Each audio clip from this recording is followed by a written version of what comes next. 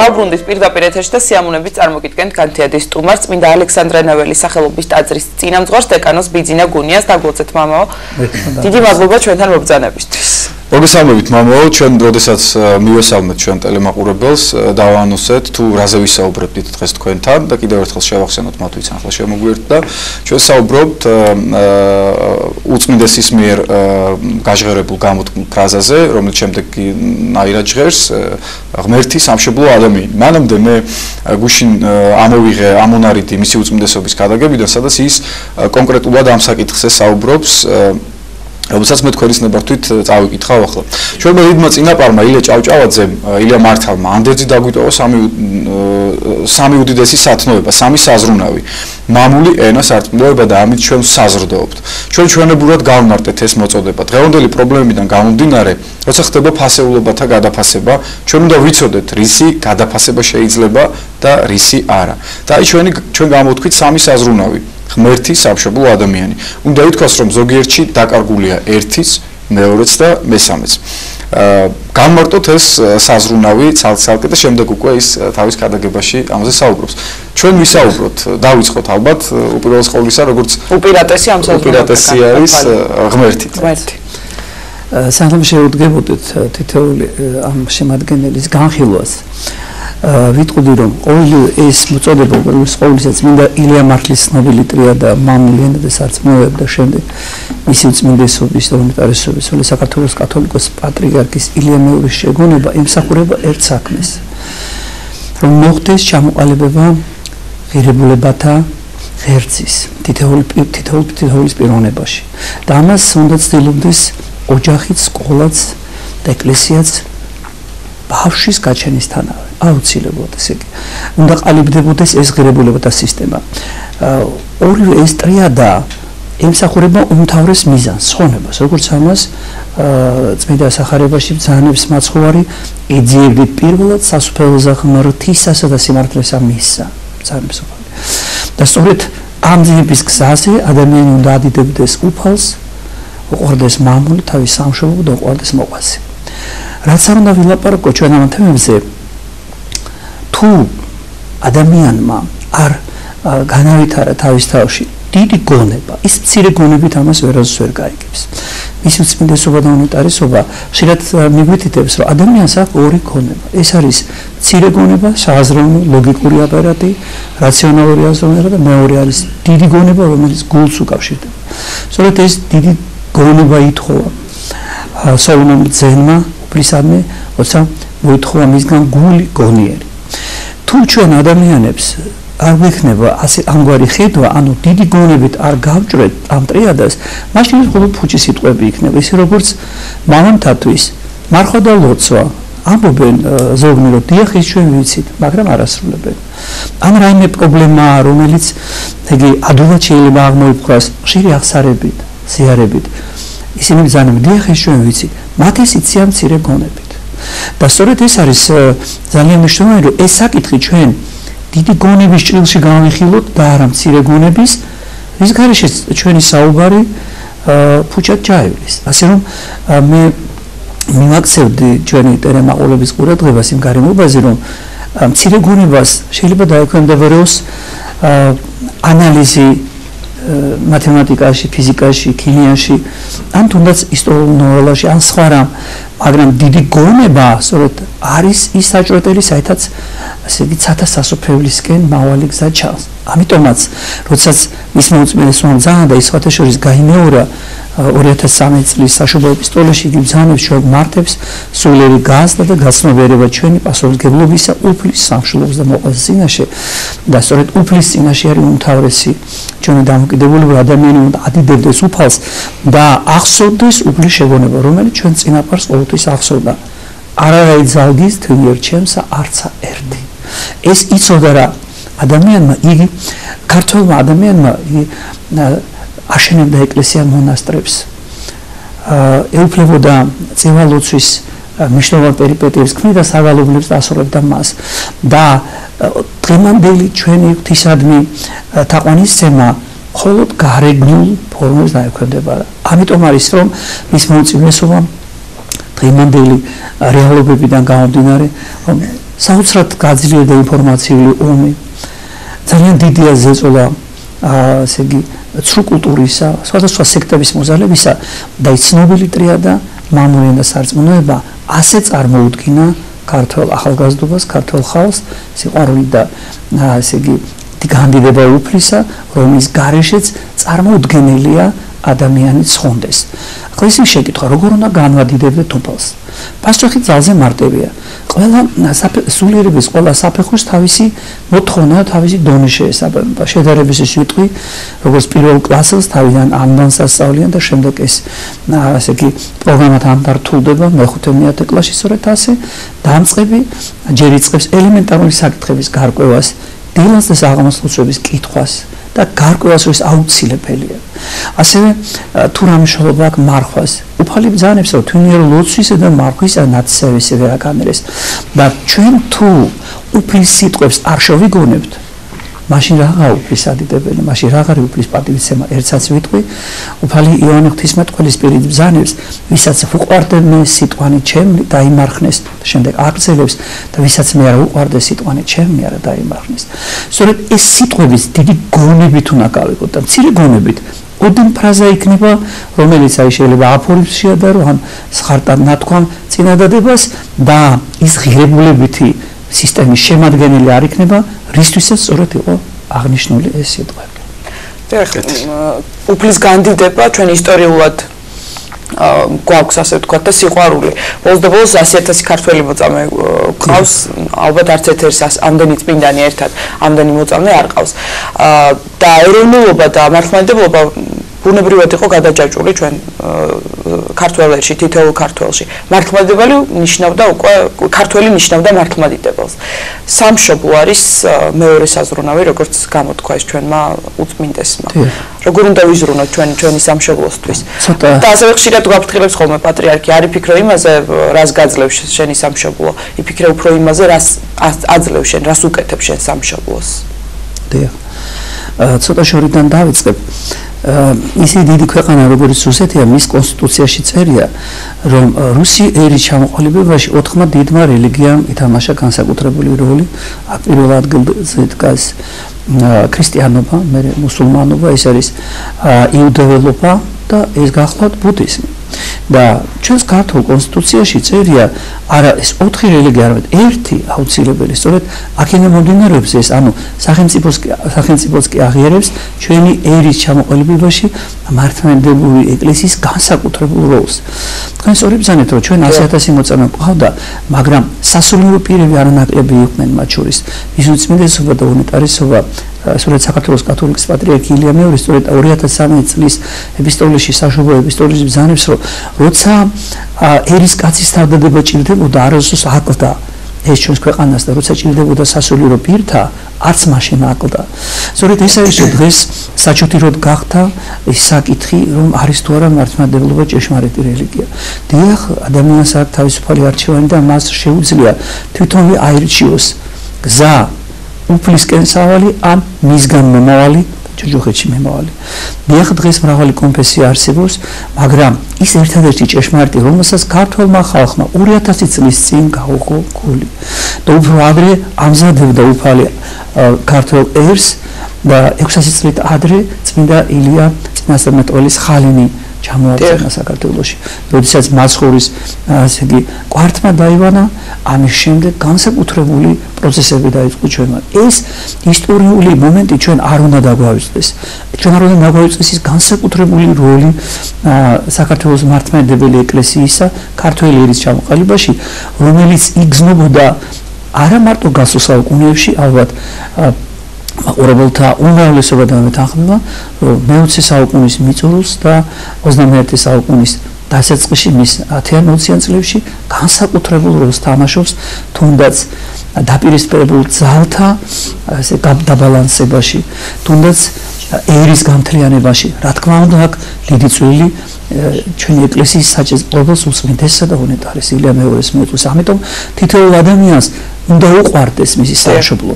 რატომ არის სამშობლო ესეთი მნიშვნელოვანი და მამული? ჩვენ დღეს განსაკუთრებულ დროში ვიმყოფებით, როდესაც ჩვენი ტერიტორიის 1/3 ოკუპირებულია.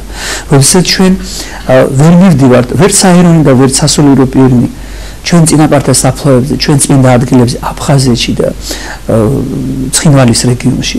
და დღეს აუცილებლად უნდა ვუედროთ უფალს და ასე უნდა ვაცნობიერებდეთ თუ რაოდენ მნიშვნელოვანია ჩვენთვის თვითკურთხეული მიწა. ეს ხომ მარტო ზღვა და პლაჟი არ არის, ეს ხომ მარტო ციტრუსები არ არის, ან ლამაზი ბუნება. ეს არის წმინდა ადგილები, იქ სადაც ჩვენი წმინდანთა წმინდა ნეშტია დავალებული ჩვენი ფესვებია.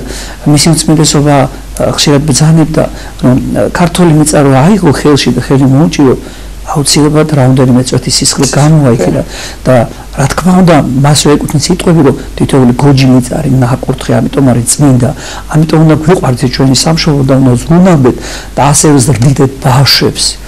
ამ სულის კვეთებით მათ უნდა გაუგოთ პასუხისმგებლობა და სწორედ ეს არის რომ სკოლა უნთარებს ადამიანს მცირე გონებას და ეს აუცილებელი და საჭირო და ასევე უნდა მიეცეს ყურადღება ოჯახშიც და განსაკუთრებით ეკლესიაში დიდი გონების განვითარებას. სწორედ ღმერთის სიყვარული და სამშობლოს სადმი თავდადება და სიყვარული არის სწორედ ის ჩვენი ისტორიის განუყოფელი ნაწილი, რომელიც წითელ ხაზად გასდევს ჩვენ 3000 წლოვან სახელმწიფოებრივ ისტორიას. და სულ ახლო წარსულში მამა ანდრია ყურაშვილი შეეწირა ჩვენი სამშობლოს ერთიანად. მამა ვიცინა თქვენ ძალიან რომ და გვიყვარდეს რა ჩვენი სამშობლო და ამისგან მოგვიწოდებს უწმინდესი და ვიცით შეიძლება გქონდეს წარმოდგენა და ფიქრობდეთ რომ და გვიყვარდეს ჩვენი სამშობლო, მაგრამ მეორეა რეალურად როგორ გვესმის ჩვენ ეს სიყვარული და რაში გამოიხატება ეს სიყვარული არა ჩვენ დავეთანხმებით ალბათ ზოგჯერ კი არა და უფრო ხშირად გვიყვარს ხოლმე რაღაცა ჩვენ წინაპრებზე საუბარი თავმოწონება ერთგვარად რაღაცა შინაგანი სიამაყეც გვეუფლება მათი ცხოვრებიდან მაგალითების მოყვანით მაგრამ ნაკლებად ვბაძავთ მათ ან საერთოდ არ ვბაძავთ და არ გადმოგვაქვს ეს ყველაფერი ჩვენს რეალურ ცხოვრებაში ანუ რაში გამოიხატება ჩვენი მხრიდან სამშობლოს სიყვარული და სამშობლოს მსახურება ერთ-ერთი კეთილი მოძღვარი ასე ბრძანებდა თავის ქადაგებაში რომ ადრე ჩვენი ახალგაზრდობა წმინდანებს ბაძავდნენ მადლოსნები ბაძავდნენ წმინდა თამარ მეფეს წმინდა ქეთევან წამებულს მამაკაცები ბაძავდნენ თავდადებულებს და დღევანდელი ახალგაზრდობა პირდაპირ ესე ამხელს გარკვეული ნაწილი ზოგი მეძავებს ბაძავს, ზოგი ისეთ ადამიანს, რომელთანაც სიყვარული ძალზე შორს არის. სწორედ აქ არის ეს მნიშვნელოვანი რამ, რაც თავში ვთქვი, რომ თითოეულმა ადამიანმა თუ ეს დიდი გონების ჭრილში არ განიხილა, მაშინ ეს ოდენ რიგითი ინფორმაცია იქნება, რიგითი რამ საზრუნავი იქნება. როგორი არის დღევანდელი ესე იგი საზრუნავი, აი როგორ შეიძლება ჩამოყალიბდეს ადამიანები ცდილობენ ბავშვებს მიაღებინონ კარგი განათლება, კონდეთ პერსპექტივა, კარგი სამსახური, ამისთვის აგზავნიან საზოგადოებრივ, მაგრამ ავიწყდება მთავარი ის რაც უკვე ითქვა არაერთგზის ეძიები პირველად სასწაულს ახლა მართისა და სიმართლისა მისა და სწორედ იმ ღერძზე უნდა გადიოდეს ბავშვის განვითარება, მოზაიზა, შემდეგ ადამიანი ჩამოყალიბებას, იმიტომ რომ შეიძლება ისე მოხდეს, რომ დასრულ ადამიანს მოუწიოს მოტრიალება ღვთისაკენ და ეს ხდება ხოლმე. იმიტომ რომ რაღაც გარკვეული გარემოების გამო ათეისტურ პერიოდში ამის საშუალება არ ქონდა და ჩემი თაობის ადამიანები სწორედ ალბათ ამზე სადგანან, რომ ახლა იწყება მოტრიალება ძალიან მნიშვნელოვანი და უნდა გავითვალისწინოთ, რომ ეს ყოველივე ჩვენთვის ღირებულია, ძალზე მნიშვნელოვანია და ესე იგი სასურსზე დგას თითოეული პიროვნების ცხონება, მაგრამ ღვთის განდიდების გარეშე, სამშობლოს სიყვარულის გარეშე, მოყვასის სიყვარულის გარეშე ეს არ მოუდგენელი რა ხდება. მოდით მოყვასის სიყვარულსაც შევეხოთ. ადვილად დავინახოთ თუ როგორი უნდა იყოს სიყვარული სამშობლოსათვის. კიდევ ერთხელ დავაზუსტებ, რომ თითოეული ადამიანი განსაკუთრებულია. ის არის რა პიროვნება ასეთი მეორე პიროვნება არასდროს არ გამეორდება. უფრო მეცაც ვიტყვით, რომ თითოეული ადამიანის სული ყველაზე უფრო მეტად დაცემული რო წარმოვიდგინოთ, განსაკუთრებით უფრო ღირებულია უფლისათვის, ვიდრე მთელი პლანეტები, galaktikები, მთელი ოქროვერხლი თუ რაიმე შეიძლება ამ ქვეყნიური საზომით ჩვენ განძი მოვიაზროთ. აქედან გამომდინარე, ძალზე მნიშვნელოვანია ყოველივე ეს გაიაზროს თითოეულმა პიროვნებამ და თავისი რაობა გააცნობიეროს, რომ სიყვარულის გარეშე, ღვთის სიყვარულის მისი განდიდების, უფლის სამშობლოს სიყვარულის და მოყვარულის სიყვარულის გარეშე ის ვერ მიაღწევს სრულყოფილებას. ეს დრო 100 წელი ამ ქვეყნიური ცხოვრების რისთვის მოგვიწევ ჩვენ. განა იმიტომ მარტო ჭამოდავსვათ შევიმოსოდოთ რა ვატაროთ. არავინ არ იფიქროს რომ ადამიანს ამ ქვეყნიური საზრუნავი არ უნდა აწუხებდეს და ამაზე ბრძანა კიდეს გოსანმა არც კაცი ვარ და ცოცხალი და არც ამის გავსოს იყოს სოფელში და სოფლისათვის არ არის რომ აქ არის ლაპარაკი ოქროს შვალეთზე რომ იმპერატორის ადგილას უნდა იყოს ზრუნვა ადამიანისა ცხონებისათვის და ამიტომაც არის ბერმონაზობა და ამიტომაც არის ოჯახის შექმნა ამიტომაც არის მეგობრობა დაყოლილი სიკეთე რაც გვაქვს მაგრამ ოქროს შვალი სწორედ იმას გულისხმობს რომ ადამიანმა უნდა იწინააღმდეგოს წმინდა წერილით და ის ყოფითი საზრუნავიც აუცილებლად მას სჭირდება დროებით ცხოვრებაში ესე იგი ვისაც დროებით ცხოვრებაში შეძლოს უფრო მეტად ძალუმად უფლის დაყვანისცემა სამშობლოს სიყვარული და მოყვარულის სიყვარული და ჩვენ თავიც კი უნდა დავდოთ მოყვარისისათვის ცოლქმრობაზე გავიხსენებ და ამით მე სიტყვას გამოვწერთ როდესაც ჯვრის წერის ქორწინების საიდუმლო აღესრულება მიემართება სიტყვა მამაკაც გმართად იყვარდეთ ცოლნი თქვენი და თავი დაასვეთ მისთვის როგორც ქრისტემა ეკლესიისათვის და ცოლი მორჩილიყავითო სწორედ აი ცოლქმრობის სიყვარული ერთ-ერთი მნიშვნელოვანი გარემოება რომელიც დღემდე საზოგადოებას საკმაოდ არაა გაცნობილი მამა მოყვარს ვსაუბრობთ ადამიანზე ვსაუბრობთ აი ხომ არ გაუფასურდა დღეს ადამიანის სიცოცხლე იმიტომ რომ აი ყოველდღე გვესმის რომ გარდაიცვალა ვიღაც ახალგაზრდა აი გადმოცემით ვიცი უფროსებისგან რომ ადრე ახალგაზრდას გლოვობდნენ წლები და თან ეს იყო უდიდესი კატასტროფა და უბედურება როდესაც გაიგებდნენ ახალგაზრდას ოჯახისთვის კი რა მთელი ფოთაის სოფლისთვის ქალაქისთვის სადაც ეს ამბავი მოხდებოდა აი ახლა თითქოს ასე აღარ არის გაუფასურებული ადამიანის სიცოცხლე არა და ჩვენ ხომ უნდა ვიზრუნოთ ჩვენ სიცოცხლეზე და ადამიანებს სხვა ადამიანების სიცოცხლეზეც იმიტომ რომ ღვთის ხატად ვართ შექმნილები და თან ერთხელ გვეძლევა ეს სიცოცხლე ერთხელ მოვდივართ ამ ქვეყნად რატომ მოხდა ასე რომ გაუფასურდა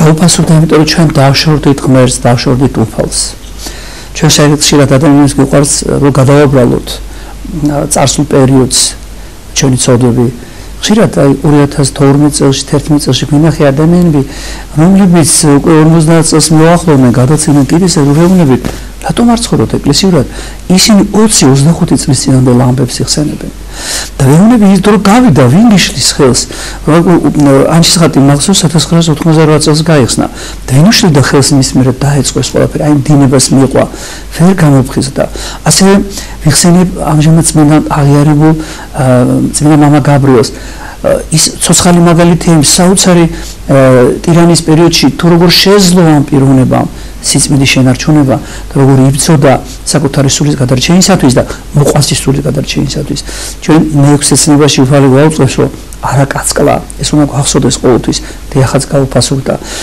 მე გავიხსენებ საბჭოთა პერიოდში ჯარში იყო ეს შეფასება რომ ერთი ჯარისკაცი შეფასებული იყო ომში 12 კაპიკად ანუ თავშად თუ გარდაიცვლებოდა 100 ჯარისკაცი ან 1000 გაამალავდნენ 12 კაპიკზე და ეს იყო ის ზარალი რაც მეადგებოდა საბჭოთა ჯარს რა თქმა უნდა ასეთი მენტალიტეტი ყოველდღე წარმოუდგენელია ჩვენი წმინდა სურა და ინტერესობა ილია მეორე ხშირად შევაბონებს სწორედ იმ ფაქტს რა თქმა ბრძანებთ რომ გასულ საუკუნეში ასე იგი უფრო მეტად გულისხმობ უფრო ესე იგი კომუნისტებამდე პერიოდს განიცდენ ყოველიანოს ადამიანები არ დაიცვლებოდა გლოვა დიდხანს გრძელდებოდა და თელი სოფელი განიცდიდა თუ ერთი ადამიანი თუნდაც ხანდაზმული არ დაიცვლებოდა ვიცით რა ადამიანების სიყვარულზე ვსაუბრობ ცოტა დრო გრჩება და მინდა მოვასწროთ ელისაბედმა მიბიც გამკითხვისკენ ანუ რაღაცები გაუფასურდა და უწმინდესის ბრძანებს თავის კარდაგებაში რომ სამწუხაროდ უნდა ითქვას რომ ზოგიერთში ერთის მეორეს და მესამეს რა თემაზეც ახლა ჩვენ ვსაუბრობთ ანუ ღმერთის სამშობლო ადამიანი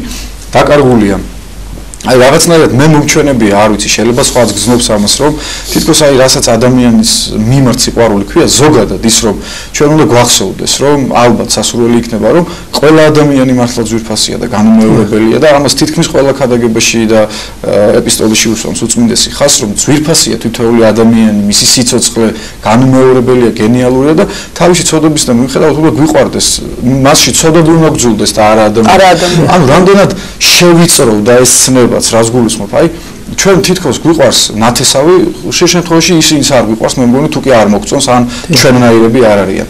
ანუ ზოგადად გასაგებაში ვართ მაგას. ანუ როგორ გეჩვენება თქვენ და შევიწროვდა თუ არა ეს ცნება. ზოგადად ჩვენ ადამიანები არ გვიყვარს იმ დოზით და იმ ძალით, რა დოზითაც უნდა გვიყვარდეს.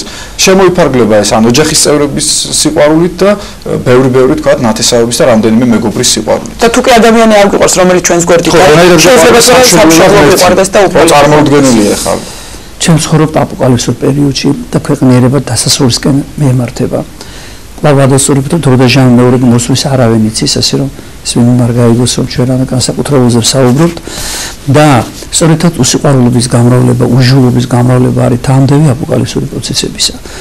ამ პროცესს ვერ შევაჩერებთ, მაგრამ თითოეული ადამიანი უნდა ცდილობდეს გადაირჩიოს თავისი თავი და ვერ გადაირჩენს თუ ორი აღთქმისეული აღთქმისეულ სიბზნეს არ დაეწაფა. ერთს გავიხსენებდი ახალი აღთქმიდან, შეიყვარე უფალი შენი ყოვლითა გულიდან იწყებს სიყვარულს, ყოვლითა სულითა, ყოვლითა ძალითა, ყოვლითა გონებითა, შენითა და მოყვასე შენივით არცა თავი თვისი. ჩვენ უფლის უსიყვარულობა ძალიან ესე იგი წევს უკან. რატომ? არ ვლოცულობ და არ მარხულობ. ან თუ ვლოცულობ და მარხულობ მექანიკურად, ავირჩევ მარტო აღდგომის მარხვას, იმიტომ რომ შობას მიჭირს მარხვა და პეტრე პავლოვისა და ზაბუძულია და ვერ იმას. საერთოდ ხო ეს დასასვენებლად. ანუ მე უფლის ნებას კი არ ვეძიებ, არამედ ვეძიებ ჩემნებას.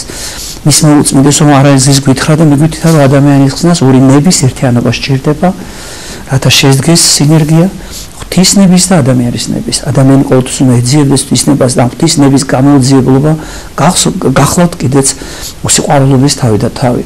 რა თქმა უნდა უფლის და რა თქმა უნდა მოყვასის. და კვლავ ვიტყვი, თუ ჩვენ ყოველივეს წმინდა წერილის შეგონებას, პატრიარქის ქადაგებებს დიდი გონებით არ მივაყურადეთ, არაფერი არ გამოვა. ჩვენ ის უბრალოდ ინფორმაციულად გვეცოდინება რომ და გვიყვარდეს ადამიანი, მაგრამ არანაირი ძალისხმევა არ იქნება ჩემში, რომ ეს სიყვარული გავაღვიო. ამისათვის თავი დავსდო. სწორედ ასე ცხოვრობდა ჩვენი წინაპარი და ასე უნდა გავაგრძელოთ ჩვენს ცხოვრება. დიდი მადლობა, მე ვფიქრობ ელისაბედ, ჩვენ პირადად ჩვენ ტელემაყურებელს ალბათ კიდევ ერთხელ დაფიქრდება ამ საუბრის შემდეგ, თქვენი საუბრის შემდეგ იმაზე, რომ გავიაზროთ რეალურად რა არის, რა მოწოდება არის ღმერთის სამშობლოს და ადამიანის სიყვარული. დიდი მადლობა თქვენ საინტერესო საუბრისათვის. ჩვენს ტელემაყურებელს შევახსენოთ, მინდა ალექსანდრე ნეველის სახელობის ტაძრის წინამძღვარი დეკანოზი ბიძინა გუნია გახლდათ ჩვენი გადაცემის სტუმარი. 9 საათი